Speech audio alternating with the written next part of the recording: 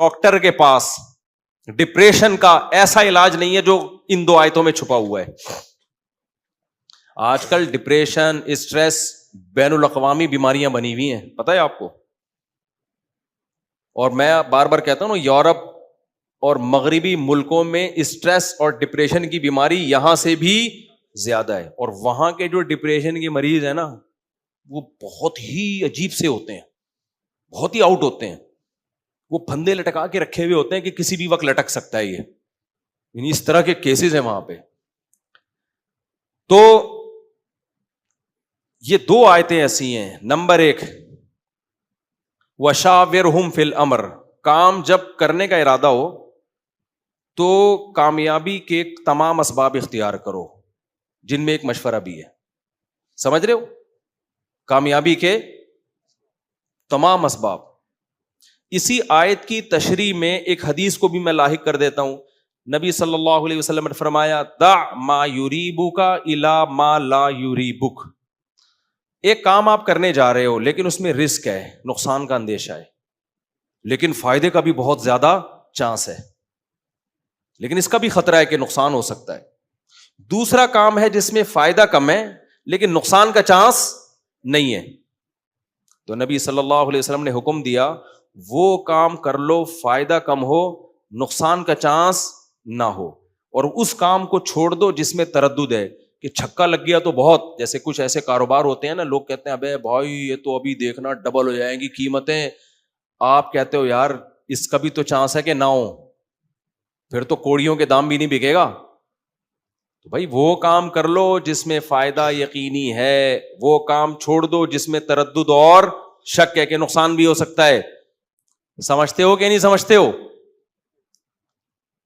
تو وشاورہم فی الامر کا مطلب کیا ہے؟ کامیابی کے جتنے بھی زمینی اسباب ہیں وہ پورے اختیار کرو، اس میں وظیفے نہیں ہیں، یہ ذہن میں رکھنا، جو گراؤنڈ ریئلٹی سے میچ کر رہے ہوں. مشورے کا مطلب کیا ہے؟ مشورہ جب لوگے نا تو اس کام کے پازیٹو اور نیگیٹو تمام پہلو تمہارے سامنے آ جائیں گے. اس کے بعد تمہارے لیے فیصلہ کرنا آسان. فَإِذَا عَزَمْتَ فَتَوَكَّلْ عَلَى اللَّهِ، مشورہ لے لیا، اس کے پازیٹو پہلو نیگیٹو پہلو سارے سامنے آ گئے، تو پھر نبی کی حدیث بھی اسی آیت کے ساتھ لاحق کر لے، تردد والے کام کو مت کرو. یہ بھی اسی مشورے میں داخل ہے، اسی مشورے کی تکمیل میں داخل ہے. جس میں کم نفع ہو لیکن یقینی فائدہ ہو وہ والا کام کر لو. فَإِذَا عَزَمْتَ فَتَوَكَّلْ عَلَى اللَّهِ، اللہ کہتے ہیں اس کے بعد جب تم ان قوائف کو مکمل کرنے کے بعد فیصلہ کر لو تو پھر توکل کس پہ کرو؟ پھر نتیجہ اللہ پہ چھوڑ دو. پھر پاگلوں کی طرح گھبراتے مت رہو. قوت فیصلہ ہونی، ڈیسیجن پاور جسے کہتے ہیں. کتنے لوگ ایسے ہیں کمبختوں سے فیصلہ ہی نہیں ہو رہا ہوتا کسی چیز کا، سارے قوائف پورے. ابھی میں چھوڑو کیا قصہ سناؤں یار، آج کل میرے بیان لوگ سن رہے ہیں نا، دوسری شادی، اس کے بعد جب ان کی حالت ہوتی ہے نا کرتے ہوئے کانپ رہے ہوتے ہیں. میں نے شاید پچھلے بیان میں بتایا تھا کہ ایک صاحب آئے اور کیسے کانپ رہے تھے وہ. تو میں نے ان کو منع کیا، میں نے کہا آپ کی یہ کنڈیشن ہے، جو خاتون سے کر رہے تھے نا وہ بھی آئی ہوئی تھی، تو دوسری شادی کر رہے تھے، تو کسی کو اب پتہ نہیں چلے گا کہ کس کی بات ہو رہی ہے، اس لیے غیبت میں داخل نہیں ہے. لیکن چونکہ یہ جو میں بات سمجھانا چاہ رہا ہوں نا، اس سے اس کا گہرا تعلق ہے. میں نکاح پڑھانے گیا تو وہ بیچاروں کی ہوائیاں نکل رہی ہیں. مجھے کہنے لگے کیا ہوگا دوسری کے بعد. میں نے کہ تو کرنے سے پہلے سوچنا ہے نا، نکاح نامہ تیار رکھا ہوا ہے، میں قاضی صاحب تشریف لا چکے ہیں، 2 ہفتے سے آپ نے ٹائم لیا ہوا ہے، دلہن بیٹھی ہوئی ہے، بیچاری طلاق یافتہ خاتون تھی، وہ دلہن بیٹھی ہوئی ہے. اب آپ مشورہ لے رہے ہو. کہہ رہے نہیں میں تو مشورہ تو بہت پہلے سے لے رہا ہوں. اس خاتون نے بتایا 2 سال سے یہ بندہ فیصلہ کر ہی نہیں پا رہا ہے. بالآخر اس نے اب فیصلہ کیا تھا کہ جی مفتی طارق مسعود صاحب نکاح پڑھائیں گے، ہم سے ٹائم لیا، اب آ کے پھر یہ کہہ رہے کہ کیا ہوگا. ایسے موقع پہ میں پتہ ہے کیا کہتا ہوں، میں نے کہتا ہوں بہت برا ہوگا، یہ ذہن میں رکھنا. میں اس لیے ان کو پکا کرتا ہوں کہ تھوڑی سی آزمائش آئی نا یہ دوسری کو چھوڑے گا، مجھے پتا ہے. پہلے طلاق یافتہ ہے، دوبارہ طلاق کا دھبا لگا دے گا. ان کی بات نہیں کر رہا، نارملی بات کر رہا ہوں. تو میں ڈرا دیتا ہوں میں کبھی بھی دوسری آ رہا ہوں تو میں اپریشیٹ نہیں کرتا, میں یہ تو کہتا ہوں کام بہت اچھا کر رہے ہو, لیکن جب وہ پوچھتا ہے نا حالات کیا ہوں گے, میں بہت برے حالات ہوں گے. بھائی بہت برے ہوں گے, تیار رہو نا اس کے لیے, کیونکہ آپ اگر ذہنی طور پر ان حالات سے نمٹنے کے لیے تیار ہی نہیں ہو, آپ احمقوں کی جنت میں اگر ہو, میں اس کو بتاتا کہ جب تو کرے گا نا دوسری, تیری پہلی کو پتا چلے گا, اتنا خوش ہوگی کہ میں بتا نہیں سکتا, اتنا خوش ہوگی, تیرے سالے آئیں گے مٹھائی کے ڈبے لے لے کے, کیا خیال ہے, اور کہیں گے یار پہلی دفعہ زندگی میں تو نے کوئی ڈھنگ کا کام کیا, اور تیرے سسر تجھے فون کریں گے, بیٹا جو ہونا تھا ہو گیا, لیکن بہرحال میری طرف سے آپ کو بہت بہت مبارک. تو سب خوش ہوں گے, اور پھر ایک وہ رکھ لینا, کوئی شو رکھ لینا, کیا خیال ہے, کیا کہتے ہیں اس کو, ایک فنکشن رکھ لینا, سوری ایک فنکشن رکھ لینا, تو خوشی منانا. اگر میں اس کو اپریشیٹ کرتا اس طریقے سے, بعد میں جب یہ نہیں ہوتا تو وہ فوراً طلاق دیتا, اور کیا کہتا ہے, بھائی مجھے یہ تو پتا ہی نہیں تھا کہ ایسا ہوگا. تو جتنا ہونا ہوتا ہے نا اس سے ڈبل کر کے بتا رہا ہوتا ہوں میں, اس سے کیا کر کے بتا رہا ہوتا ہوں, ڈبل. تو وہ صاحب نا اچھے پکے اچھے خاصے کھاتے پیتا خاندان کا آدمی تھا. تو ابھی بات ہے تھوڑے دن پہلے کی, تو میں نے کہا دیکھ بھائی یہ ہوگا یہ, میں نے کہا میں بتاتا ہوں میرے ساتھ کیا ہوا تھا.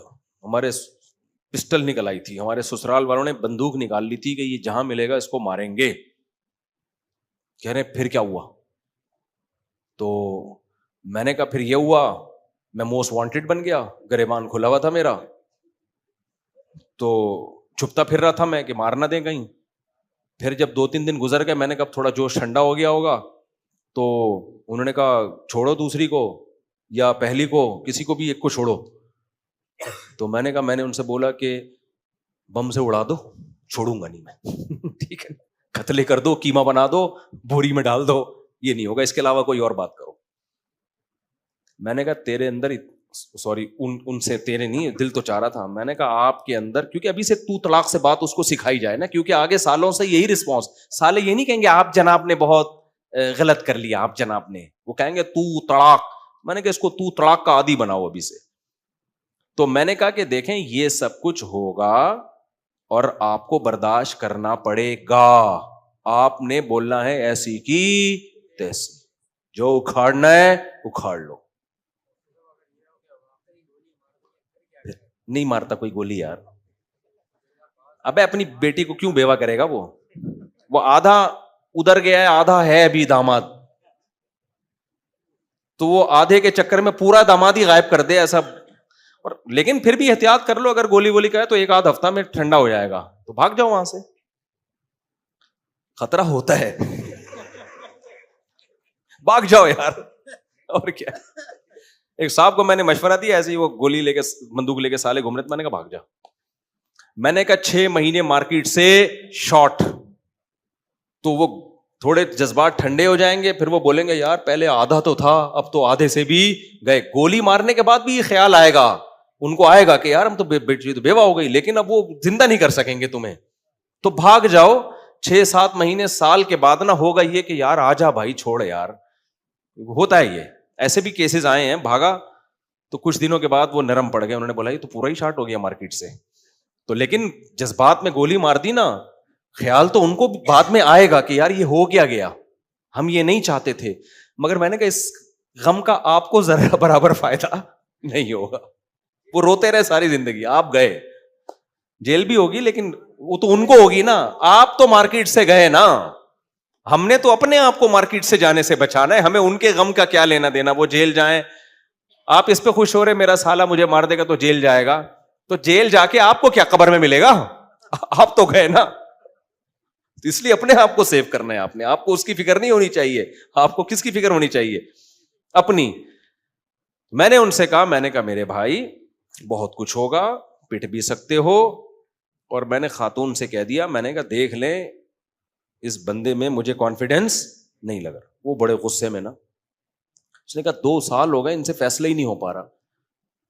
اب وہ جب اس کے تانے سنے نا انہوں نے, بندے نے, اس نے کہا بس ٹھیک ہے پھر پڑھا دینے کا, پڑھا دیں. میں نے کہا چلو اب کہہ رہے پڑھا دو, اتنا عرصے سے 2 سال سے ٹرخا رہا ہے. میں نے کہا یہ سب کچھ تیار ہو, کہہ رہے ہاں. کافی جھٹکے لگتے تھے نا اس کو, کہہ رہے ہاں. اچھا مجھے اتفاق سے کہیں واش روم جانا پڑ گیا نا, یہ اس کی قسمت اچھی تھی خاتون کی. میں نے کہا میں آتا ہوں, پھر میں نکاح پڑھاتا ہوں. میں جب فارغ ہوا تو ہمارے جو ولید ہے نا لڑکا, اس نے کہا مفتی صاحب وہ بہت گھبرا رہا ہے اور اس نکاح کو ٹرخا دیں آپ. میں نے پھر اس کو اکیلے میں بلایا چھپڑ میں, کیونکہ وہاں وہ دباؤ میں تھا, ہوتے ہوتے رہ جانے والی دلہن کے دباؤ میں تھا. میں نے اس کو بٹھایا, میں نے کہا دیکھ بھائی اگر ہمت نہیں ہے نا مت کرو. کہہ رہے اب مجھے آپ سے شرم آ رہی ہے, آپ بولیں گے میں نے آپ کا ٹائم لیا, اتنا ٹائم ضائع کیا, آدھے گھنٹے سے ہماری بحث چل رہی ہے اور ٹائم بھی 2 ہفتے پہلے بکنگ کر لی اور آپ ٹائم نکال کے ہمارے لیے بیٹھے ہوئے تھے, مجھے آپ سے شرم آ رہی ہے. میں نے کہا نہیں, مجھے اس ٹائم کے یہ ضائع نہیں ہے, یہ کوئی ضائع نہیں ہے, آپ اگلے ہفتے آ جاؤ. اور اگلے ہفتے بھی آنے کے بعد کوئی پابند نہیں ہے. آپ اگر پھر آپ ٹینشن میں جاتے ہو اگلا ہفتہ کر لیں گے. میں نے کہا میں ہر ہفتے ڈیلے کر آپ کے لیے ایک سلاٹ میں خالی رکھوں گا, ہر ہفتے 15 منٹ میں نے آپ کو دینے ہیں, تو مجھے ٹینشن نہیں ہے, اس کا بیڑا مت غرق کرو. میں نے کہا آپ کے انداز سے لگ رہا ہے کہ آپ جب پٹو گے تو آپ نے اس کو چھوڑنا ہے. تو کہنے لگا وہ ان کو یہ سمجھا دیں یہ بات, وہ تو مجھے نہیں چھوڑے گی اب جو ہونے والی ہے نا, وہ بولے کہ کیا مذاق بنایا ہوا ہے. تو میں تو نہیں گیا اس خاتون کے ساتھ, میں نے اس ولید کو بھیج دیا, میں نے کہا اس کو سمجھا دو آپ کے حق میں بہتر یہی ہے کہ یہ نہ کریں, ابھی اس کو ڈیلے کر دیں. بس وہ ایسا ڈیلے ہوا کیا. یہ میں کسی کا مذاق اڑانا مقصد نہیں ہے, کسی کو پتہ بھی نہیں کس کی بات ہو رہی, کیونکہ وہ دونوں ہی تھے, تیسرا کوئی بھی نہیں تھا. ان دونوں کو تو شاید پتہ چل جائے ان کی بات ہو رہی ہے, لیکن وہ تو مجھے ویسے ہی پتہ ہے نا, میرے سامنے ہوئی ہے, کسی تھرڈ پارٹی کو نہیں پتہ چلے گا کس کی بات ہو رہی ہے.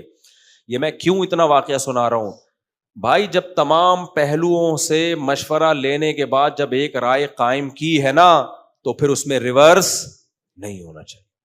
ایسے آپ زندگی میں کچھ بھی نہیں کر سکتے, سمجھ رہے ہو؟ یہ ہے قرآن کا مطلب. فَإِذَا عَزَمْتَ, جب ایک ڈیسیژن لے لیا ہے نا, فَتَوَكَّلْ عَلَى اللَّهِ, تو نتیجہ کس پہ چھوڑنا ہے؟ اللہ پہ. یہ توکل کی کمی ہے, اللہ پہ اعتماد ہی نہیں ہے. بھائی جب فیصلہ کر لیا تمام پہلوؤں سے, ایسی کی تیسی, دیکھا جائے گا کیا ہوگا, بھائی دیکھ لیں گے یار, اللہ ہے نا, اللہ بھی تو کچھ کرے گا, سارا خود ہی کرنا ہے, کیا خیال ہے؟ اللہ بھی تو اللہ کے لیے کر رہے ہو نا ایک کام, تو کچھ اللہ پہ چھوڑو یار. سب